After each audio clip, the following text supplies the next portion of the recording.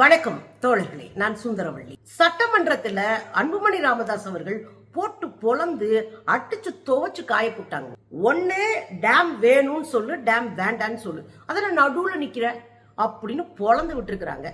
இன்னொரு பக்கம் இந்த காமெடி ஜோக்கர்ஸ் எல்லாம் இருக்குல்ல, இந்த அமைச்சர்கள்லாம் அதுங்கெல்லாம் என்ன பண்ணுதுங்கன்னா ஆளுக்கால் ஸ்கோர் பண்ண ட்ரை பண்ணி போட்டு பொளந்தா அடிச்சு ஓட விட்டுருக்காங்க சட்டமன்றத்துல. இதுல கூடுதல் தகவல் என்ன அப்படின்னா, கூடுதல் சந்தோஷம் என்னன்னா, அவை தலைவரே சொந்த கட்சிக்காரனா இருக்கக்கூடிய அமைச்சர்கள் உட்பட போட்டு அடிச்சு வெளுத்து விட்டுட்டு லெப்ட்ல டீல் பண்ணி விட்டுட்டு அவை குறிப்பிலிருந்து நீக்குகிறேன் அப்படின்னு அவங்க பேச்சையும் நீக்கி விட்டுருக்காரு. என்ன நடக்குது தோழர்களே? சட்டமன்றம் எதுக்கு இருக்கு? எல்லா கட்சி உறுப்பினர்களும் கலந்து ஆலோசித்து மக்களுக்கான ஒரு தெளிவான முடிவை எடுக்கணும். அதுலயும் குறிப்பாக எதிர்கட்சிகளுக்கு தெளிவா, நேர்மையா, நியாயமா உண்மையை பேசணும். அதுக்குதான் சட்டமன்றமே இருக்கு. ஆனா இந்த தாவேகா கும்பலுக்கு என்னன்னா, சட்டமன்றம் ரீல்ஸ் போடுற களமா மாறி இருக்கு. ஷூட்டிங் ஸ்பாட்டா மாத்தி இருக்கிறாங்க.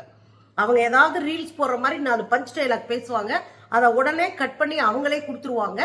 அதை எடுத்து இந்த சமூக வலைத்தளங்கள்ல இருக்கக்கூடிய விர்ச்சுவல் வாரியர்ஸ் அப்படின்னு சொல்லப்படுகிற தக்கூசுலாம் சேர்ந்து அதை பரப்பணும். இதுதான் அசைன்மெண்ட்டே. இந்த வேலையை தான் இன்னைக்கே ஆரம்பிச்சு அடி வாங்கியிருக்கு இந்த குரூப்.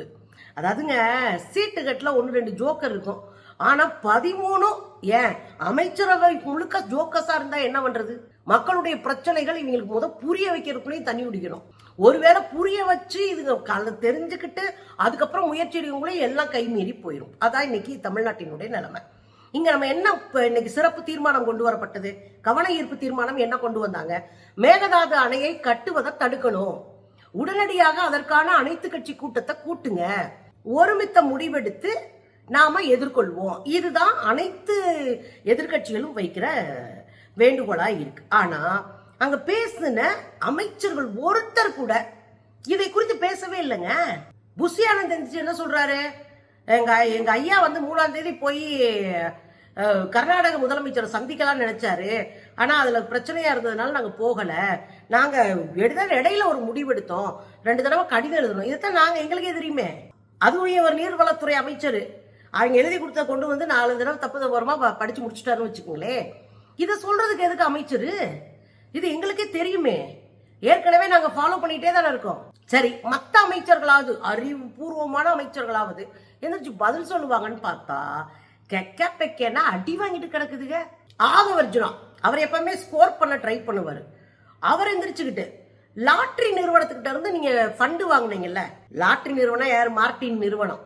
இவங்க திமுகவுக்கு மட்டும் ஃபண்டு கொடுக்கல, எல்லா கட்சிக்கும் ஃபண்டு கொடுக்குறாங்க. அதிமுகவுக்கும் கொடுத்திருக்கிறாங்க, பாஜகவுக்கு 1200 கோடி ரூபாய் ஃபண்டு கொடுத்திருக்கிறாங்க. கட்சி நிதி, அரசியல் நிதி, ஏதோ ஒரு நிதி, ஏன்னா அரசாங்கத்தோட இணக்கமா இருக்கணும்ன்றக்காக கொடுப்பாங்க. அப்படி கொடுத்தவங்க தான் இந்த மார்டின் குடும்பம். அத கேள்வியா கேட்கிறாரு மார்டின் மருமையன். ஆதவர்ஜுன் என்ன கேட்டாரு? ஏங்க, நீங்க லாட்டரி நிறுவனத்திட்ட இருந்தெல்லாம் காசு வாங்கினீங்களே 900 கோடி, அது எதுக்குன்னு சொல்றீங்களா அப்படின்னு கேட்கிறாங்க. இப்ப இந்த விவாதம் எதை குறித்து? வாழ்க்கையோடு போராடிக்கிட்டு இருக்கிற வயல் பாலைவனம் ஆகி போச்சு, குறுவை சாகுபடி ஃபெயிலியர் ஆயிடுச்சு, தண்ணி இல்லாம அந்த மக்கள் கடன் தொல்லை ஒரு பக்கம், தண்ணி இல்ல, குடித நீரே இல்லாத சூழலுக்கு தள்ளப்பட போறாங்க. இப்படி ஒரு அரிதான மோசமான சூழ்நிலை தமிழ்நாட்டுல நிலவுது. இதுக்கு நீங்க பதில் சொல்றதுக்கு பதிலா லாட்டரி நிறுவனத்துக்கிட்ட காசு வாங்கினீங்கன்னு ஒரு எதிர்கேள்வி வைக்கிறார். உடனே உதயநிதி எந்திரிச்சு, கொடுத்தது உங்க மாமனார் தானே, அவர்கிட்ட போய் வீட்டுல கேளுங்க, பதில் முடிஞ்சா. உடனே இவர் எந்திரிச்சு சொல்றாரு, வாங்கினது உங்க அப்பா தானே, அவர்கிட்ட போய் நீங்க வீட்டுல கேளுங்க அப்படின்னு. இந்த பிரச்சனையை திசை திருப்புறது இருக்குல்ல, இது மாதிரி ஒரு கேவலமான செயலை தொடர்ந்து தாவேகா செய்து வருகிறது. தாவேகா கையாலாகாம தோத்து போச்சுன்றத வெளிப்படையாக தஞ்சாவூர்ல ஒரு போராட்டம் நடத்தும் போது அதை போற போக்குல திருச்சி விட்டாங்க. ரொம்ப மோசமா இருக்கு. இப்ப தண்ணி வேணும்னு கேட்கவே பயமா இருக்கிற அளவுக்கு ஒரு ஆபாச குறியீடா தண்ணியை மாத்தி விட்டாங்க. இந்த தாவேகா கும்பல் தான் எவ்வளவு மோசமான கும்பலா திசை திருப்புங்க. சட்டமன்றத்திலே அதைத்தான் செஞ்சிட்டு இருக்காரு ஆதவர்ஜுனா. அது மட்டும் இல்ல, இன்னொரு இடத்துல பேசுறாரு, தலவோர ஒரு பிரச்சனை இருக்கு, டீலிமிட்டேஷனு. அந்த டீலிமிட்டேஷனுக்காக இன்னைக்கு நாம நாளைக்கு கூட்டம் போட போறோம், அனைத்து கட்சி எம்பிக்கள் கூட்டத்தை போட போறோம், அதனால திமுக எம்பிக்கள் கலந்துக்குவாங்களா கேட்டு சொல்லுங்கோ அப்படின்னு கேட்கிறாரு. கேட்டுட்டு நாங்க என்ன கேள்விப்பட்டோம்னா, டீலிமிட்டேஷனுக்கு ஆதரவா திமுக போக போகுது அப்படின்னும், திமுக ஆதரவு கொடுக்க போறதா நாங்க தகவல் கேள்விப்பட்டோம் அப்படின்னு பேசுறாரு. ஆதவர்ஜுனா. உடனே அவைத்தலைவர் என்ன பண்ணிட்டாருங்க பாருங்க, மாண்புமிகு அமைச்சர் அவர்களே, நீங்க பாட்டுக்கு தகவல் கேள்விப்பட்டோம், தகவல் வந்து விழுந்துச்சு அப்படிலாம் நீங்க கேட்க முடியாது. நான் அந்த தகவல் கேள்விப்பட்டோம்ன்றத அவை குறிப்பிலிருந்து தூக்குறேன். கேட்கறதெல்லாம் பேசக்கூடாது, இங்க ஆதாரத்தை தான் பேசணும் அப்படின்னு சொல்லி விட்டாருங்க. பாருங்களேன். என்ன என்ன தகவல்னா, வரக்கூடிய நாடாளுமன்ற சிறப்பு கூட்டத்தில் திமுக இந்த பில்லுக்கு சப்போர்ட் பண்ண போது இல்ல வெளிநடப்பு பண்ண போது அப்படின்னு ஒரு தகவல். எதிர்க்கட்சி தலைவருடைய திராவிட முன்னேற்ற கழகம் கலந்து கொள்ளுமா இல்லையா என்பதை அறிய விரும்புகிறேன் என்பதும் நிறுத்திக் கொள்ளலாம். அதுதான் வெளியிலே தகவல் கிடைத்தது என்ற அந்த வார்த்தை நீக்கப்படுகிறது. உண்மை என்ன அப்படின்னா, தொகுதி மறுசீரமைப்புக்கு எதிராக தொடர்ந்து களம் கண்டது திமுக கூட்டணி. போன ஆண்டு ஓராண்டுக்கு மேலாக திமுக கூட்டணி தொடர்ந்து களம் கண்டது. பக்கத்து மாநிலத்தில் இருக்கிற முதலமைச்சர்களா அழைத்து இது எவ்வளவு பெரிய பின்னடைவை உருவாக்கும்னு தென்னிந்திய முதலமைச்சர்களை அழைத்து பேசினாங்க, கூட்டம் நடத்துறாங்க. திமுக டீலிமிட்டேஷன் காப்பியை எரிச்சாங்க, அதை எதிர்த்து வழக்கு போட்டு இவ்வளோ வேலை பார்த்துட்டாங்க. பொது வழியில தொடர்ந்து திமுக தமிழ்நாட்டுக்கு துரோகம் செய்ய போகிறது என்று ஒரு பரப்புரையை கிளப்பி விட்டதே இவனுங்கதான். எப்படி அதிமுகவும் திமுகவும் கூட்டணி வைக்க போகுதுன்னு கிளப்பி விட்டானுங்களோ அதை போலவே கிளப்பி விடுறதே இந்த கும்பல் தான், ஆதவ கும்பல் தான். அதைத்தான் இவர் போட்டு அடிச்சு விட்டுருக்கிறாரு. கொஞ்சமாவது மனசாட்சியோடு, கொஞ்சமாவது நேர்மையா இந்த கும்பல் நடக்கும்னு நீங்க எதிர்பார்த்தீங்கன்னா அது நடக்காது. ஏன்னா இவங்களுக்கு நேர்மைனா எத்தனை கிலோ அப்படின்னு கேட்கறது. சரி, இந்த பீஸ் தான் இப்படி இருக்கு, அந்த பீஸ் புஷி ஆனந்த் தான் அப்படி பேசுறாருன்னா, நிர்மல் குமார் எந்திரிச்சுக்கிட்டு எங்கள் தலைவர் யாருக்கும் அஞ்சக்கூடியவர் இல்லை அப்படின்னு சீனை போடு. இங்க ஷூட்டிங்கா நடந்துகிட்டு இருக்கு, உன் தலைவன் 10 பேர் அப்படி கத்தி எடுத்து கழுத்தெடுத்துட்டு என்னையா நடக்குதுங்க? தலைவன் புத்திசாலியா இருக்கணும். தலைவன் ஒரு நாட்டினுடைய வலுவான போராளியா இருக்கணும். எதுவுமே இல்ல, சாத்தி வச்ச மாதிரியே உட்கார வச்சிருக்கீங்க. அதுல வந்து எங்க தலைவர் யாருக்கும் பயப்பட மாட்டார். இந்த ஸ்கிரீன் பிளேல எல்லாம் சினிமால வச்சுக்கோங்க. தமிழ்நாடு இது அப்படிலாம் தேவையே இல்லை. சாதாரணமா 74 வயசுல நடந்து போய் ஸ்டாலின் பண்ண வேலை இருக்குல்ல, அந்த சம்பவம் இருக்குல்ல, அதுல லட்சத்துல ஒண்ண கூட உங்களால செய்ய முடியாது. இதுல எந்திரிச்சு நிம்மிக்குமார் சொல்லுது அவர் யாருக்கும் அஞ்ச மாட்டாரு. அஞ்சலன்னா வீட்டுல வச்சுக்க. இங்க தமிழ்நாட்டுக்கு நல்லது நடக்கணும். அடுத்த ஜோக்கர் யார் அப்படின்னா, அந்த உருட்டுக்கட்டை உண்டி இருக்குல்ல, உருட்டுக்கட்டையை வச்சு சொந்த தம்பி வீட்டிலேயே உள்ள நுழைஞ்சு தம்பி பொண்டாட்டிய தம்பி எல்லாம் அடிச்சு அவங்க உயிருக்கு பயந்து நாட்டை விட்டே வெளியேறி மரிய வில்சன் அவர் எந்திரிச்சு பேசுறாப்ல. திமுக என்ன சொல்லியிருக்காங்க, எல்லா திட்டங்களிலும் ஸ்டாலின் இருக்கிறார். உண்மைதான், உண்மை அதுதான். நீங்க 1000 மறுத்தாலும் அதான் உண்மை. பார்த்து மைக்ரோ லெவல்ல பிளான்ஸை போட்டதுல அவருக்கு ஒரு முக்கியமான பங்கு இருக்கு, தவிர்க்கவே முடியாது. தமிழ்நாட்டு அரசியல்ல அவர் செய்த பணிகளை இத சொல்லிட்டாருங்கன்னா என்ன தப்பா போச்சு? கடந்த அடுத்த விஷயத்துக்கு போங்களே. மரிய வில்சன் எந்திரிச்சு உங்க அப்பாவை தேடணும்னா திரும்ப அது ஹைலைட் ஆச்சுல. இவன் செய்யற தப்பெல்லாம் மறைக்கணும்ல, இவனுக்கு மூளை இல்லைன்றத மக்களுக்கு தெரிஞ்சிடக்கூடாதுல்ல. அதனால இந்த குரூப் மூளை இல்லைன்றதை கண்டுபிடிக்காம திசை திருப்புறாராம் எந்திரிச்சுன்ட்டு. ஒரு மனுஷன், தமிழ்நாட்டில் இருக்கிற மனுஷன் தலைக்கும் 1,28,000 ரூபாய் கடனை வச்சுட்டு போயிட்டாராம். கடனை வச்சுட்டேன்னா அவங்க அப்பா வீட்டுக்கு எடுத்துட்டு போனாரு. இந்த பாலம் கட்டினார்ல, அதெல்லாம் எப்படி வந்துச்சு? நம்ம அண்ணன் போய் போஸ் கொடுத்தாருல, கோட்டை போட்டுக்கிட்டு போய் அங்க 100 அடிக்கு மேலே நின்று விஜய் எப்படி போட்டாங்க? அதெல்லாம் கட்டினது ஸ்டாலின் தானே. அதுக்கு 35,000 கோடி ரூபாய் கடை வாங்கி தானே கட்டினாரு. மக்கள் பணின்னு ஒண்ணு இருக்குல்ல, பெண்களுக்கு இலவசமா பேருந்து விடுறது, ரேஷன் பொருள்களை மானிய விலையில கொடுக்கறது, குழந்தைகள் கல்விக்காக ஒதுக்கிட்டு இதெல்லாம் செய்யணும்ல. இதுக்கெல்லாம் கடை வாங்கி தானே ஆகணும். அதான் உங்க செயலாளரே சொல்லிட்டாரே, நிதித்துறை செயலாளர், தாவேகாவின் நிதித்துறை செயலாளர் என்ன சொன்னாரு, எத்தனை வருஷம் ஆனாலும் கடை வாங்காம ஒரு ஆட்சி நடத்த முடியாது. தமிழ்நாட்டினுடைய கடன் ஒன்றிய அரசு விதித்திருக்கிற கட்டுப்பாட்டுக்கு கீழே தான் இருக்கு, நம்ம அதை தாண்டி எல்லாம் வாங்கலன்னு சொன்னார்ல.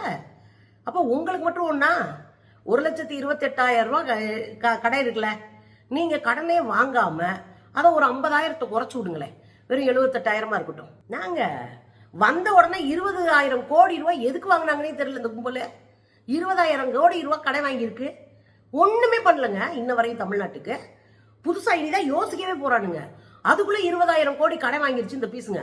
இதுங்க நம்மள சொல்லுதுங்க, இந்தியா விடுதலை அடைஞ்சதுல இருந்து தனியா நாம வந்து அரசாட்சி ஏற்றதுல இருந்து தமிழ்நாடு ஒட்டு மொத்தமா வாங்கின கடனுடைய தொகுப்பு தான் இந்த 10 லட்சம் கோடி. முந்தா நாள் வந்து டிஎம்கே ஆட்சியில வாங்கினது மட்டும் கிடையாது, ஒட்டுமொத்த அரசியல்ல நம்ம வாங்கின கடனை அங்க வந்து நிக்குது. இன்னைக்கே 20,000 கோடி வாங்கினா நாளைக்கு எத்தனாயிரம் கோடினாலும் மாறும். இதெல்லாம் இருக்கட்டும் ஒரு பக்கம். மரியா வில்சன் அதுலயும் cool cool cool, relax relax. நீ ஏன் கதற, நீ ஏன் பதற, நீ ஏன் பயப்படுற? பாருங்க சார், இது நான் சொல்லல சார். சார் முதல் பொறுமையா இருங்க, ரிலாக்ஸா இருங்க, ரிலாக்ஸ், கூலா இருங்க, கூல் கூல், கொஞ்சம் கூலா இருங்க, நான் சொல்றேன் சார். ஆக இந்த கும்பலுக்கு எந்த பதிலும் நேர்மையாக இன்றைய விவாதத்துக்குள்ள போய் சொல்லவே தெரியல. சௌமியா அன்புமணி பிரிச்சுட்டாங்க, வேற லெவல்ல பேசினாங்க. நல்லா இருந்தது அவங்களுடைய உரை. அதுல முக்கியமா நம்ம சொல்ல வேண்டியதா இருந்தா, முன்னாடி கட்டின டேம்ஸ் எல்லாமே 200 கிலோமீட்டர் 300 கிலோமீட்டர்ல இருக்கும், ஊருக்குள்ள இருக்கும், அதாவது கர்நாடகத்துக்குள்ள இருக்கும். இப்ப மேகதாது அணை எங்க கட்ட போறாங்க தெரியுமா? கரெக்டா தமிழ்நாட்டின் எல்லையில இருந்து 4 கிலோமீட்டர்ல அணை. அப்ப என்ன ஆகும்? தமிழ்நாட்டுக்கு ஒரு சொட்டு தண்ணி கூட விடக்கூடாதுன்றதுல தெளிவா இருக்கிறானுங்க. ரெண்டாவது, அங்கதான் அரிய விலங்குகள் இருக்கிற ஏரியா. 3 வனவிலங்கு சரணாலயம் அங்க இருக்கு. இப்ப இந்த டேம் கட்டினா 3 வனவிலங்கு சரணாலயம் உள்ள போயிடும். 12,500 ஏக்கர் காடுகள் அழிக்கப்படும். காடு, வனத்தெல்லாம் உருவாக்கவே முடியாது, மனுஷன் எவ்வளவு போராடினாலும். அந்த காடுகள் 12,500 ஏக்கர் காடுகள் அழிக்கப்பட போகுது. பல்லுயிர் காப்பகங்கள் அழிக்கப்பட போகுது. புலிகள் காப்பகங்கள் இருக்கு, அதை அழிக்க போறாங்களாம். 700 ஆண்டுக்கு மேலான பழமையான மரங்கள் இருக்கு. நீர் மருந்து மரம்லாம், ஒரு மரத்துல வெட்டினா தண்ணி தன்னால வரும், அதை குடிச்சுக்கலாம். காடுகள்ல வேலை பார்க்கறவங்க இருந்திருக்காங்க. அப்படியான 700 ஆண்டு கால பழமையான மரங்கள்லாம் காலியா போகுது. இது சுற்றுச்சூழலுக்கு பேரழிவுன்னு அந்த அம்மா பேசுறாங்க. அதுல அவங்க கூடுதலா ஒரு தகவல் சொன்னாங்க. இங்க பாருங்க, எல்லாரும் சேர்ந்து சுற்றுச்சூழலுக்கு எதிரான ஏராளமான கேஸ போட்டு இந்த இதை நடத்தவே விடக்கூடாதுன்னு அந்த அம்மா சொல்றாங்க. சொல்லிட்டு ரொம்ப தெளிவா ஒரு விஷயம் சொன்னாங்க. இங்க பாருங்க, இவர் தான் சொன்னார்ல, நான் போய் கர்நாடகத்துல அசிங்கப்பட்டு கூட வர்றேன் அப்படின்னு சொன்னார்ல. அதுக்கு அந்த அம்மா சொல்றாங்க, இங்க பாருங்க, ஒரு டம்ளர் எடுத்து கையில வச்சுக்கிட்டு, இது அணை கட்டணும் இல்லைன்னா கட்டக்கூடாது, இந்த 2 தான். நீங்க என்ன நடுவுல நிக்கிறீங்க? நடுவுல போய் பார்க்கணும்னு பாக்குறீங்க? அதெல்லாம் இல்ல. தமிழ்நாடு அணை கட்டக்கூடாதுன்றதுல நாங்க ஸ்ட்ராங்கா இருக்கோம். தமிழ்நாடு ஸ்டாண்டு அணை கட்டக்கூடாது, அதுல நீங்க நில்லுங்க, சட்டப்படி நில்லுங்க.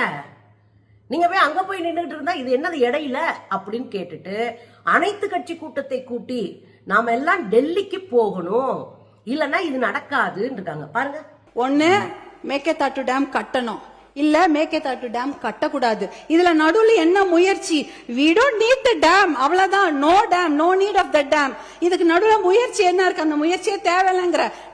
மேகதாட்டு டேம் கட்டக்கூடாது, அவ்வளவுதான். இதுல நடுவுல இந்த நான் முயற்சி பண்றதுல தேவையில்லாத ஒரு விஷயம். அனைத்து கட்சியை கூட்டத்தை கூட்டி கண்டிப்பாக ஒரு ஒத்த முடிவோட நம்ம டெல்லிக்கு போக வேண்டும் என்பதுதான் பாட்டாளி மக்கள் கட்சியின் கோரிக்கை. உங்களுக்கு புரியுதா? தமிழ்நாட்டினுடைய அரசியல் தக்குரியில கையில மாட்டினதுனால, ஒரு தெளிவான முடிவெடுக்க தெரியாதனால, ஒரு குறைந்தபட்சம் அனைத்து கட்சி கூட்டத்தை கூட்டி ஒரு தெளிந்த முடிவெடுத்து அதை செயல்படுத்துவோம், தெரியல கத்துக்குவோம் அப்படின்னு எதுவுமே இல்லை. இந்த கும்பலுக்கு வாய்ச்சவுடால் அடிச்சுட்டு ரீல்ஸ்க்கு ஏற்ற மாதிரி சட்டமன்றத்தில் பேசி அதுக்கு ஃபயர் விடுற கூட்டத்தை வச்சு ஃபயர் விட்டுட்டு இருக்கு. தமிழ்நாடு தரிசா போயிட்டு இருக்கு. விவசாயிகள் தற்கொலையை நோக்கி போயிட்டு இருக்கு.